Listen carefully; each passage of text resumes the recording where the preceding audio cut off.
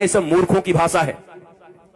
ये 150 मूर्ख पैदा हो गए हैं भारत और दुनिया में, सब प्रश्न करते रहते हैं। तुम प्रश्न करने के लिए नहीं आए हो। भगवान राम के चरित्र से जो बातें तुम अपना करके अपने जीवन में शांति, प्रेम और आनंद को उपलब्ध कर सकते हो, भगवान राम से जो शौर्य सीख सकते हो, जो वीरता सीख सकते हो, जो धैर्य सीख सकते हो, सत्ता के प्रति निर्ममता सीख सकते हो, कोई मोह नहीं है उनके जीवन में, ये सीखने के लिए राम कथा सुनने आते हो। राम की मीमांसा करने, और राम जी कोई कटघरे में खड़े नहीं है, तुम जज नहीं हो जो उनका फैसला करने तुम आते हो। तो ऐसा लगता है जैसे राम जी कोई कटघरे में खड़े हैं और सीता जी और ये जज बने हैं, ये फैसला देंगे कि सीता को क्यों छोड़ दिया। उनकी पत्नी, उनको पत्नी की कोई कष्ट नहीं, तुमको काय को कष्ट हो रहा है।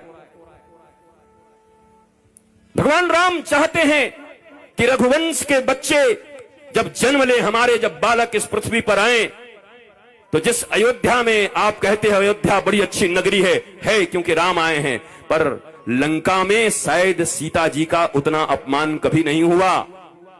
जब सीता जी अयोध्या में आ गई तो केवल एक की बात नहीं है कि एक ने ऐसा कहा, अयोध्या के घर घर में ये कानाफूसी हो रही थी। जब कोई पति पत्नी में लड़ाई होती ना, तब कहते हम राम हैं क्या, कितने दिन के बाद आएगी, हम रख लेंगे, अभी हम बता देंगे।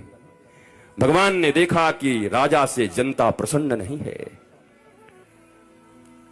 राजा के ऊपर कई आक्षेप उठाए जाते हैं, ये महारानी है सीता, जनता प्रसन्न नहीं है।